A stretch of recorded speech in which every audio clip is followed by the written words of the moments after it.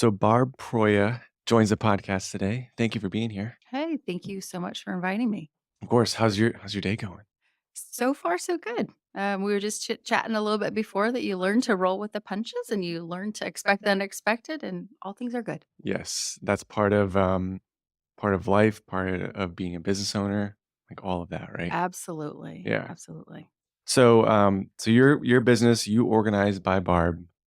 Why don't we let's start there and just like what do you do for people and families and what do you do there?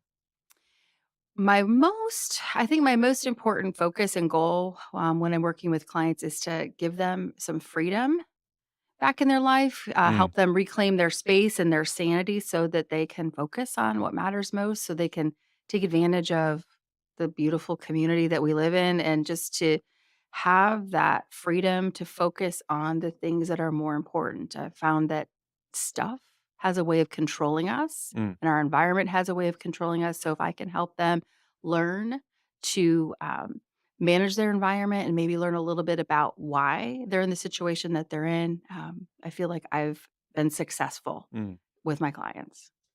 I like that. I like the word freedom, right? Because it's I think about like my family and our life, like on the weekends and stuff. Like it can be pretty easy to spend the entire weekend doing chores or cleaning and organizing stuff.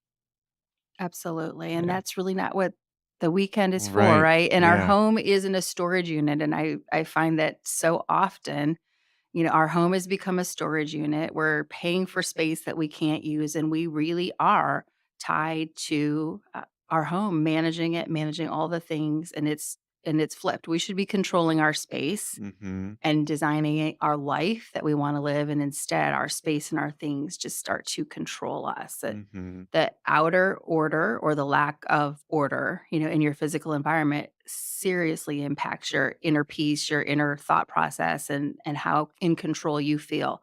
And it spreads beyond just, the boundaries of your home or your office or the space that you're in. It really affects everything we do in our daily lives. Mm-hmm. Do you do you think everybody's affected like in the same way with all the stuff and clutter and everything? Or so are some people like they can just handle it like that they kind of not thrive in that environment, but, like, that's what they're comfortable in? Or is it just, like, unconsciously maybe it's affecting them?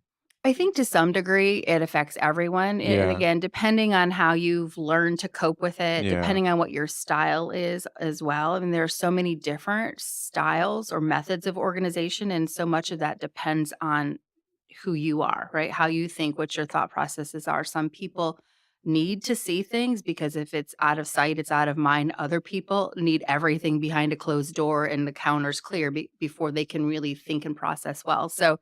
But I do think it affects everyone in some way. A lot of it is subconscious because our yeah, mind is taking in all the things that we see. That physical clutter is also visual clutter, which becomes a mental clutter. I don't know if you ever have those days where like you've just got this constant checklist running in your mind and you can't really focus mhm, on anything for any particular amount of time because you're just regurgitating this list of things to do and the things, you're seeing all of it. So our mind looks at all the stuff that's out and sees that as things that have to be managed, whether we're mhm, physically touching them or not.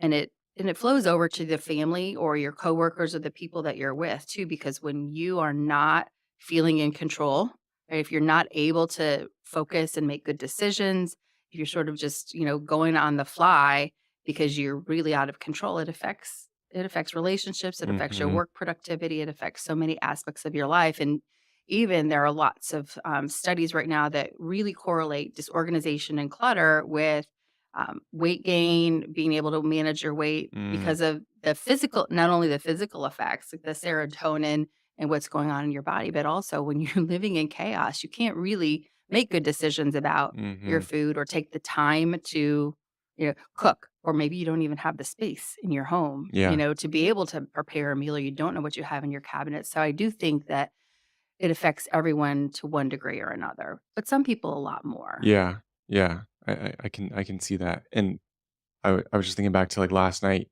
in, like, the organization part, and our family's been better at we kinda learned this along the way, like, having kids and everything. It's like when we plan out our meals for the week, so we know exactly what we're cooking that for dinner that night or whatever, that makes a huge difference because 'cause I'm not thinking of it throughout the day, like, "Okay, what am I gonna make for dinner tonight?" Do I need to go pick up any ingredients from Publix or anything like that? But just having that plan, like, it makes me feel so much more better and prepared, for the evening time, which can be chaos with young kids. For sure, Yeah. right? And just, I'm sure we all have that feeling when you walk in the door. Things are good until you walk in the door and then you're like, "Oh my Yeah. gosh," right? I forgot there's so much junk on the counter. This has to happen and this has to Mm, happen. And so, I really try to focus on a couple areas with my clients, it's just being real life. yeah, Um, and maybe demystifying organization a little bit. We can get really wrapped up in Pinterest and Instagram and all of these, sort of after photo, worthy homes. And I just don't think that's realistic. And so one of the things that I really want to try to do with my clients who tend to be more women is just give them permission to live in a real home. mm, That our homes don't have to be that after photo, but if we can create some systems that work for your family, then the house can get messy. That's real life with kids. That's real yeah, life with, businesses and all that we have going on.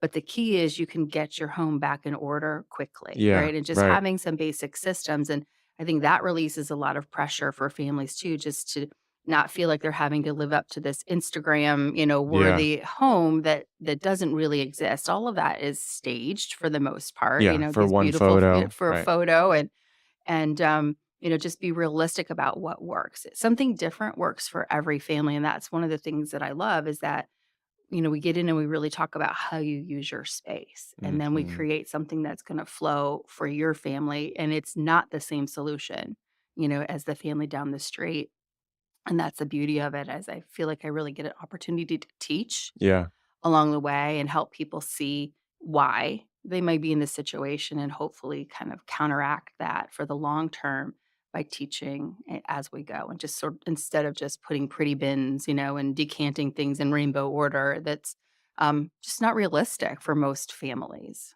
yeah, that's pretty cool. I go back to, when someone's buying a home and I'm helping them kinda through that process, and it's kinda the same thing. It's like, "Okay, where do you spend most of your time in the home? What room is most important to you to make sure that, that's the room that we're, when you're looking at homes and stuff, that we're focusing on that to make sure it fits your needs and wants for your lifestyle." Yeah, that's such a great strategy, and that's everything can't be done overnight, Yeah, in a home either, and so we do the same thing, like, what is the space that's gonna make the biggest difference for your family? sure. Let's just hunker down and start there and figure it out as we go. But so many, speaking of getting into a situation where you're, thinking about selling your home and you start thinking about, oh my gosh, we have 25 years of clutter in the closets and whatnot. It's such a freeing thing for people to start disposing of it, donating it, getting it out, and being able to live a little bit freer. It's kind of like, oh my gosh, why did we wait so long, to Yeah, do these right. remodel or repaint or whatever it is? Now we're going to turn around and sell the house. So really just encourage people to, you know, it pays for itself in peace of mind, and the freedom that you have to just really start looking at the contents of your home and what you have and what you really use and what the likelihood is that you're gonna use something that's been shoved away in a closet, in a box, up in the corner, for 20 years. Mhm. Chances are you're not gonna ever touch that again. Yeah. Is there like a rule of thumb, like if you're not gonna if you haven't used, this item or whatever it is for 3 months, 6 months, a year, like, you should just go ahead and get rid of it? I think everybody, again, is Different, different yeah. with how they feel. What I do find is that as we get in and we work, the first few sessions are a little tough because people have a hard time letting go of things because they feel like they paid money for it or someone gave it to them. And so as we work, I think they see that freedom that it wasn't so hard and it actually feels better to have the space Mhm. than the stuff, right? They see that the potential with the real estate, if you will, in their home. Um, and I really just some things are seasonal, right? You need to hold on to them, but you might only use your Christmas or your Thanksgiving or your Sure. special things, during the holiday season. But then the key is not holding on to those things in the main space of your home, Right. right? So it's taking up valuable real estate for things that you're using every day. And that's part of what we go through when we when we kind of get into zoning the spaces, is that we may need to hold on to things, but it may just need to be somewhere else, even though it's a kitchen item, or a holiday dress or whatever it is. It maybe doesn't have to be in the main area of your home that you access every day, because it's really taking up space that can be used better for something else. So we just we look at the items and figure out what it is. Mhm. In my mind, if you haven't used it in 6 months or a year, you're probably not going to use it. If we're unpacking closets and we find boxes and bins with dust on them, it's a pretty good, we can pretty much just Yeah. probably get rid of the whole thing. One of the things that laugh with my clients is, if I threw this away or donate it, you wouldn't even know, right? We haven't known for 10 years what's in this box. You haven't reached into it. Chances are it doesn't matter Yeah. anymore. So let's not even open it. So Let's let's just not even open yeah. it, because the truth is, when we start opening things and holding them, then all of a sudden all those Mm. memories and all those things start coming back. And then it's less likely that we're going to be able to move it on Mhm. to where it belongs, whether it's donated or, giving it to someone or trash, when we start holding things again. Yeah. Do you it I think I heard a stat recently about this, and we had talked about this when we first met, about the storage units that we have like outside of our home, right? And is that like a US thing? Like, it's not like people across the world have storage units, right? I think it's just in the US and more like our area. I don't know if it's just because people have moved here. Like the amount of storage units that have popped up in the last 2, 3 years is just insane. And like how huge. I mean, there's one right next to us, and it's massive. Is like where does that come? Like why is that a thing in the United States that we like stuff, right? We have all this opportunity for to collect all this stuff, but we don't even use it. It's really interesting, because you're right. And I think it's more of a US phenomenon around the quantity of things. I mean, first of all, when you think about European homes, Asian homes, they're smaller to begin with. And Oh, so I true. think that's part of just they've never really had that space. You see it, right? We're moving into bigger and bigger homes. Mhm. Particularly here. I don't think, well, we don't have basements and all of those things that a Sure. lot of people are used to, but we continue to acquire at a rate that is so much greater than what we're moving out, right? People like to go back to that one in, one out. Well, that's really like the foundation, because if we keep bringing things in but never taking things out, it's no wonder, Mhm. that we've got to store. And I think that, the need to store, there's some logic in that. There are certain things that do need to be stored, particularly, if people are in transition, but we're holding on to things because we spent money on them, right? Yeah. We're such a consumer focused society. I mean, now you can't even open up your phone without somebody telling you that you need this and you need Yeah. that. And I think being able to kind of disconnect yourself from that consumerism and pull back a little bit and think about, well, what's best for our family? Is it spending money on the things, or is it spending money on, a vacation or just time together, or experiences that we can have versus the thing, particularly when it comes to kids. I think we've gotten so caught up in, they need to have every toy, Mhm. every gadget, everything. We're doing them a disservice, right? When they have so much, they're just like us and overwhelmed, Yeah. can't focus. They're so much more creative when they have, fewer things vying for their attention. But I think we're really caught up and we spent money in it. I might use it sometime. The truth is, you know what? If you put something in a storage unit, packed in a box behind 17 other boxes, when the time comes that you need it, you're probably going to go out and buy it again, because you might not even remember you have it. Mhm. Um, and when it comes to the money, like, that money was gone the minute you swiped your card, right? Right, right. It You're was not getting that gone. back. Holding on to Yeah. something, that is 25 or $50 just in case you might need it. The money's gone, Mhm. right? So we might as well at least reclaim the space and use that in a better and more positive way. But yeah, I think it's just out of control Yeah. with the storage units. It really is, And then you're spending money on the storage unit and then itself, you're right? So then it's like, okay, well, I what if I just got rid of that item and didn't even need the storage unit? absolutely, and Yeah, I mean, and there are definitely reasons to have them, but I think for sure. we've adopted this way of life, which is, well, we have more stuff than fits in our home, so we'll just, now Mhm. rent someplace off-site to Yeah, store it, yeah, right? and that's okay. And Or that's okay. normal. Yeah, That's right, normal right. here, Yeah. so, yeah, I we don't have a storage unit. We never have, and that's kind of one of my goals is to just kind of keep culling down, we don't need to have all of that stuff. Mhm. Really don't. Yeah, Yeah. I like the one in, one out, method, trying to, like, stick to that, as best you can. Um, Obviously, there's some things where you're just gonna, are different, right? Like, you're getting it for the first time or whatever, but so how did you get started in this business? Well, it's a long, windy road, probably like most people, in their careers. I have a background in psychology and a master's degree in labor relations. And I spent a lot of time in corporate America focusing on organizational design and doing organization type things with people Oh, and okay. companies. And just over time, the business that I was in closed, and I had a great opportunity to be at home with my kids for a while. And the the organization just always was part of my life, and I always knew that I felt better and more in control, and I felt calm, and I could handle what was coming at me better when my home was tidy. It wasn't necessarily that everything was, perfectly labeled, but everything had a spot and a Mhm. home and a place to go, and that gave me a real sense of peace that I could get things put away. And it was one of those things that girlfriends would call and say, "Hey, can you help? We can't figure this out." And little by little, I just figured, you know what? This is actually a thing because not everyone really knows what to do. Organization isn't one of those things that, you hear all the time, "Oh, I wasn't born with that organization gene, so, Yeah. I need somebody to do it for me." It's a learned skill and it's a habit more than anything, and so I do feel like I'm teaching. I'm helping you set your systems up, but I'm also teaching you along the way that if we don't change habits after we set up your system, you're gonna be right back to where you were, when you Mhm. called me, and that's probably one of the biggest things that I hear from clients is, "I've tried, I've tried, I've tried."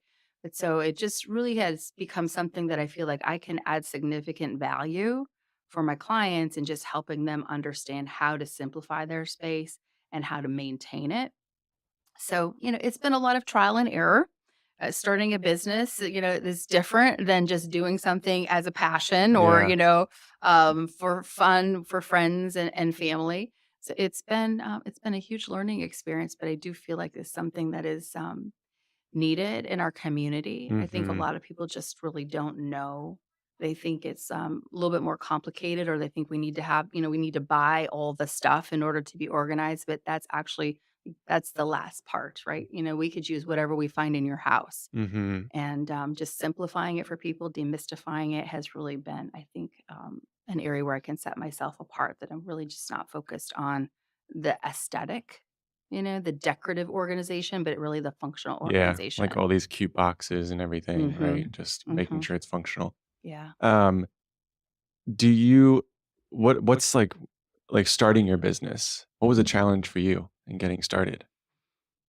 Was it Well, hard to commit to say, like, I'm gonna like, did I guess, like, take a step back, and I'm gonna ask you another question first. Did you ever think about owning a business, like, prior to, the your company shutting down? mhm. Was that ever a goal of yours? Yes, in a variety of ways. Yeah. Both my husband and I come from a family of entrepreneurs, so both of our families were, business owners at some time or another in our growing up in our history. Mhm. We own a small business as a family also. When my husband came out of corporate America, and we've owned a small business for 17 years. So I feel like it's in my blood. Mhm. But it's scary when Mhm. take that step and then you kind of look back and go, "Whoa, okay, I had no idea, how much work it was going to be to work on my business and also work in my business as, a solopreneur, trying to figure out how to do it all." So I think it's always been part of how we've lived our lives is that we love the freedom of having our own business. we work way more than as you know, we Yeah. work way more than we would if we were working for someone else, but it gives us that freedom, and if we're gonna work hard, we might as well work for ourselves. Mhm.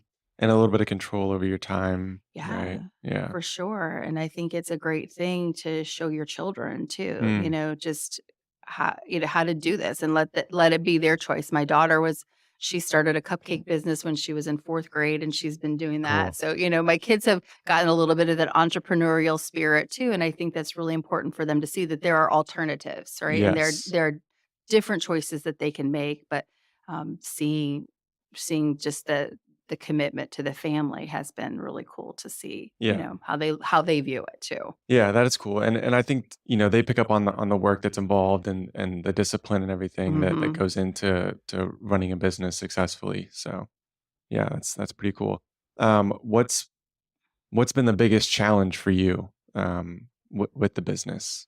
I know for myself, it's like you mentioned it, like working on your business and then, the with the customer and face to face and making sure that money's coming in, right? Like separating and balancing that time schedule for me is always a challenge.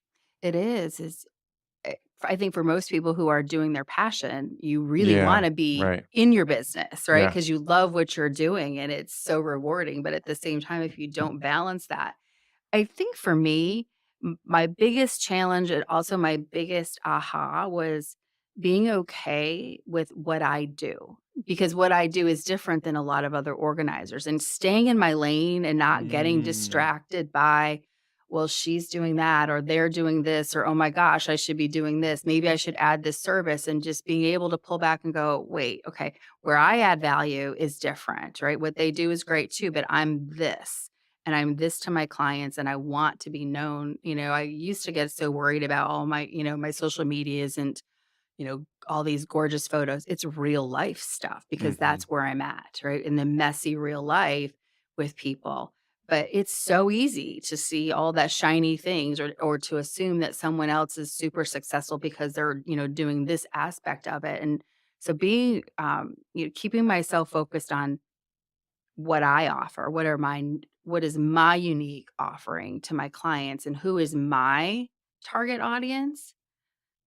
Because not everybody who needs organization is my target Mhm. audience, and it's been hard at times to turn clients down, mostly because that's not what I do best, Yeah. instead of thinking of it as another paycheck, but I feel like I can serve my clients so much better, and I'm so much happier when I really stick to who my target audience is and just serve them well, and I it's been hard, because you wanna go and do a million other things. You see Yeah. all this stuff going on and being okay and being confident in that. Like, that's the hard part, right? Is being confident in the choices and knowing that they're right for you, even if they're, someone else who does what you do or similar things is doing something else. Yeah. Yeah. Yeah.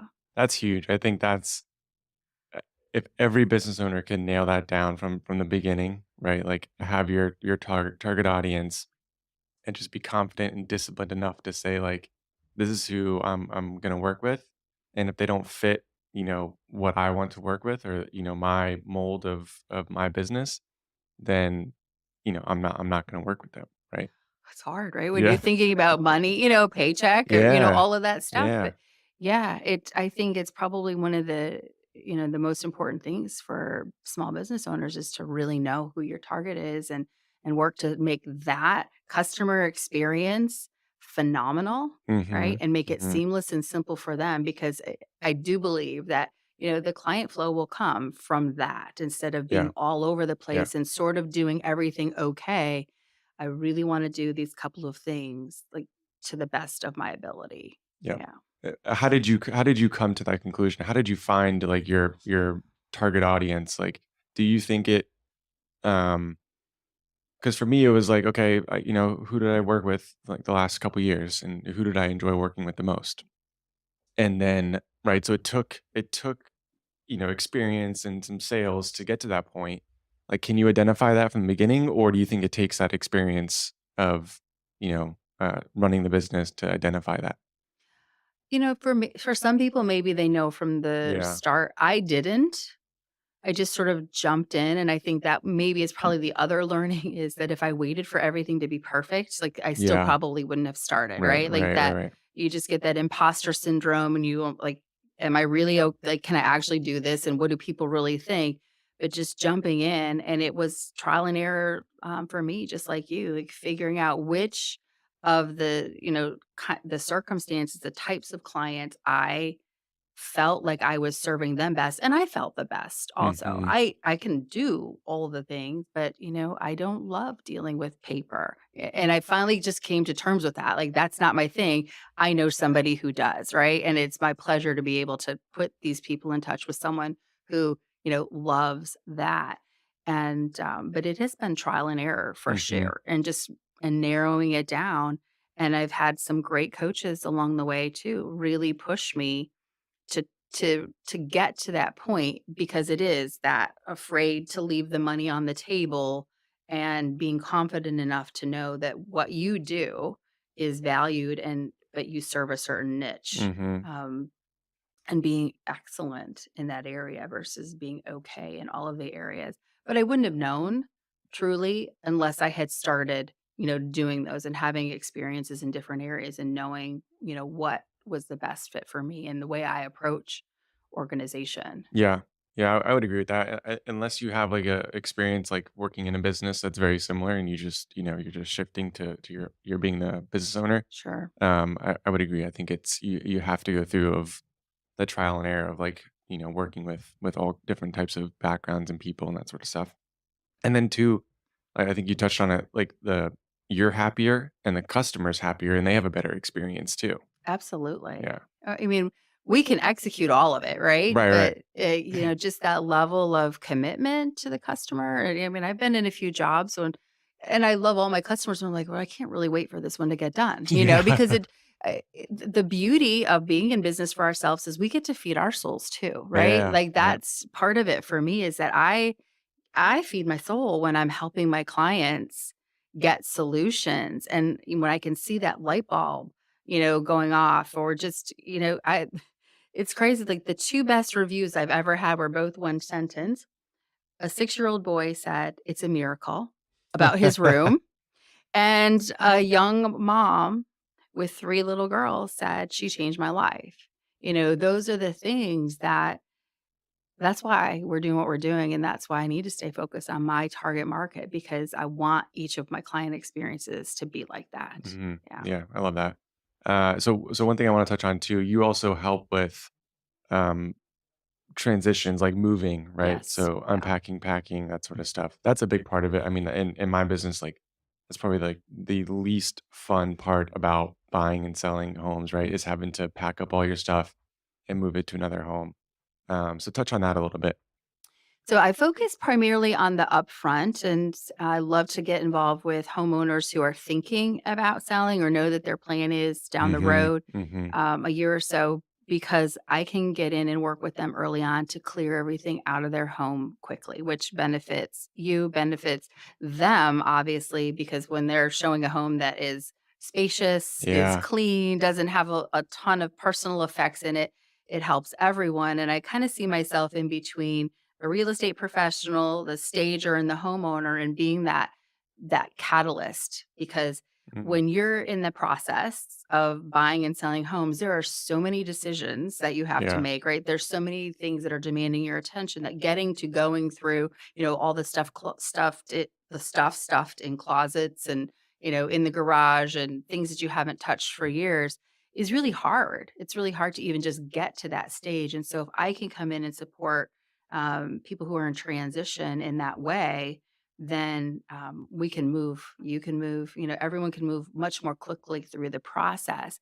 And it works really well with another segment of my client population, which is the chronically disorganized or the chronic acquirers Mm. who just they need help to it's really hard for them to make the decisions Takes because that's time to thousands yeah. of decisions, in a day that we already make. Then you throw on top of that and it's just overload. It's too much. And so it works well because most of the people who are in transition like that have been in their homes for quite a long time. There's a lot of sentimental attachment to the things that are Mhm. there, even if they don't even know what it is.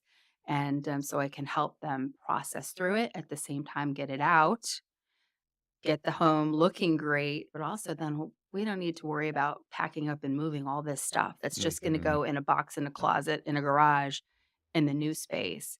I had a client last year that an older lady, and we once we unpacked everything, we had about 17 boxes that still needed to be donated, and Wow. it was really a traumatic time for her because she didn't have a ton of cash, and she said, I paid for all this stuff to be packed Mm. and moved, and then you came in to help me unpack, and now we're moving it out again. And, Mhm. some of it is just very practical. Moving is the one opportunity you have to start fresh. Mhm. And so if I can help in that way, I don't pack homes, for moving. I will do some light packing and prep and help the client kind of coach them through the process. And then we unpack if we need that.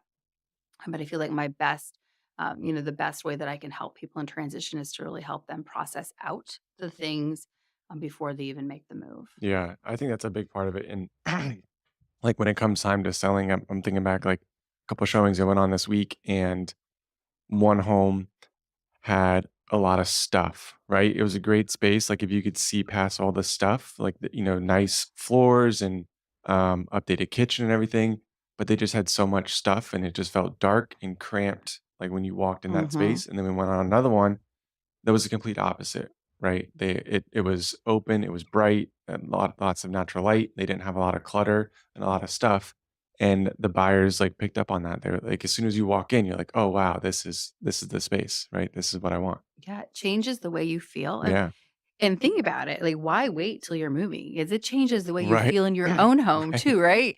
But it's so true when when you don't have stuff on every surface, when you open up a pantry or a linen closet and you see open space, it doesn't have to again be Pinterest perfect, but there's some organization that potential homeowner sees, yeah, oh, there's room in the closet. Mm-hmm. There's space here.